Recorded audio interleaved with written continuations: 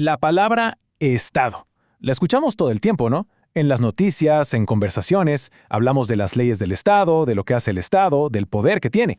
Pero, a ver, si tuviéramos que detenernos un segundo a definirlo así en frío, ¿qué diríamos exactamente? Bueno, de eso se trata esto. Vamos a desentrañar qué es realmente el Estado. Para meternos en tema, hagamos un pequeño experimento mental. A ver, tratemos de imaginar un mundo sin reglas. Pero de verdad, ¿eh? Sin leyes, sin policía, sin nadie que las haga cumplir.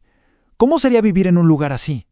Y claro, no somos los primeros en plantearnos esto. De hecho, el filósofo Thomas Hobbes le puso un nombre increíblemente potente a ese escenario: una guerra de todos contra todos. Imagínense, esa idea es, digamos, la piedra angular para entender por qué se sintió la necesidad de crear algo que nos salvará de eso. Justamente, ese escenario hipotético, que es clave para toda la teoría política, tiene un nombre: el estado de naturaleza. En este estado de naturaleza, piensen que no hay árbitro, no hay un a quién reclamarle. Las reglas no existen. Es básicamente un entorno donde la ley del más fuerte es la única ley. El que tiene más fuerza impone su voluntad una y otra vez. La vida entonces se vuelve una lucha constante, no por ser feliz o progresar, sino simplemente por sobrevivir. Ok, frente a ese caos potencial, a ese miedo constante, era obvio que la humanidad tenía que buscar una salida, una solución para traer un poco de orden, de seguridad. Y la solución que se encontró fue, en esencia, un pacto, lo que llamamos un acuerdo social. La idea es bastante simple pero revolucionaria. Cada persona renuncia a una parte de su libertad absoluta, por ejemplo, al derecho de hacer justicia por mano propia, pero a cambio recibe algo muchísimo más valioso: una estructura que nos protege a todos. El objetivo final, claro, era ponerle un freno a la violencia descontrolada. Y Hobbes, para bautizar a esta entidad nueva y superpoderosa, eligió un nombre muy particular, sacado de la Biblia: el Leviatán. Un monstruo, sí, pero un monstruo creado para imponer el orden y terminar de una vez por todas con esa guerra de todos contra todos. Bueno, ahora demos un salto en el tiempo, porque para tener una definición, digamos, más técnica, más precisa y moderna, tenemos que recurrir a un sociólogo alemán clave, Max Weber. Su concepto del Estado sigue siendo fundamental incluso hoy. Y aquí está, la famosa definición de Weber. A primera vista puede sonar un poco académica, un poco densa, pero esta es una de las ideas más potentes de toda la ciencia política. Así que vamos a desglosarla, a analizarla con calma, porque cada palabra cuenta. A ver, si la desmenuzamos, para Weber todo se reduce a dos elementos, a dos pilares que no se pueden separar. Primero, un territorio, con fronteras bien definidas. Y segundo, que es el punto crucial, el monopolio de la violencia legítima dentro de ese territorio.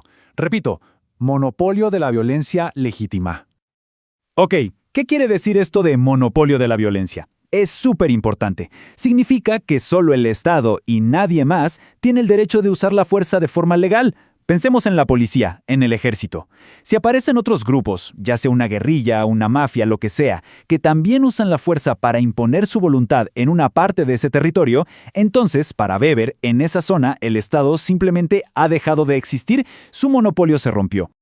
Pero ojo, el Estado no es solamente fuerza bruta, no es solo coerción. Para que su poder realmente funcione a largo plazo, necesita algo más. Necesita que esa dominación sea aceptada, que la gente la considere legítima. Weber, de hecho, insiste mucho en esto. El Estado es una relación de poder, de dominación, ¿sí? Pero no se puede sostener para siempre a punta de pistola. Para que sea estable, los que son dominados tienen que creer, de alguna manera, en la autoridad de los que mandan. Y esto nos lleva a la gran pregunta: ¿por qué se obedece? ¿De dónde sale esa aceptación, esa legitimidad? Bueno, Weber fue más allá y no solo planteó la pregunta, sino que identificó tres respuestas fundamentales, tres tipos puros de legitimidad que explican por qué la gente a lo largo de la historia ha aceptado la autoridad del Estado. La primera es la legitimidad tradicional. Aquí se obedece por la fuerza de la costumbre, por lo que Weber llamaba el eterno ayer. O sea, las cosas son así porque siempre han sido así. El ejemplo clásico son las monarquías. Se obedece al rey porque es el hijo del rey anterior, y así sucesivamente. El segundo tipo es la legitimidad carismática.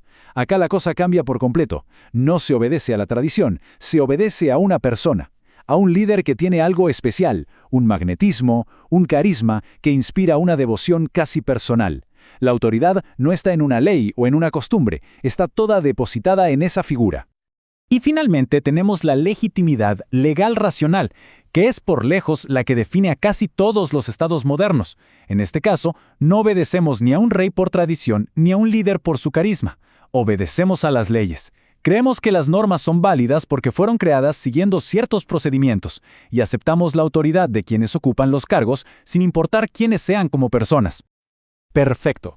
Y para ir cerrando, es súper importante aclarar un par de confusiones muy comunes, porque Estado no es lo mismo que gobierno y tampoco es sinónimo de nación. Esta es una distinción clave. Pensemos que el Estado son las reglas del juego y el tablero. Son las instituciones que permanecen, la justicia, las Fuerzas Armadas, la administración pública. El gobierno, en cambio, son los jugadores de turno, el equipo que administra esas instituciones por un tiempo determinado. Los gobiernos pasan, pero el Estado, la estructura, queda.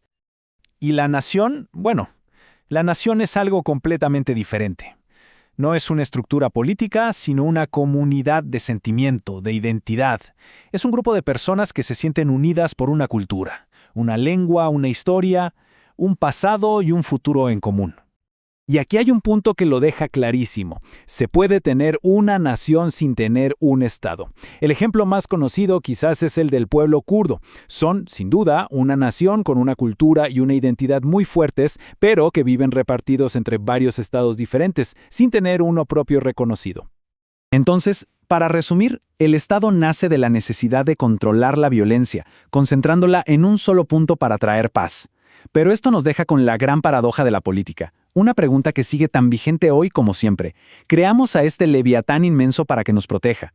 Pero al final del día, ¿quién controla al leviatán?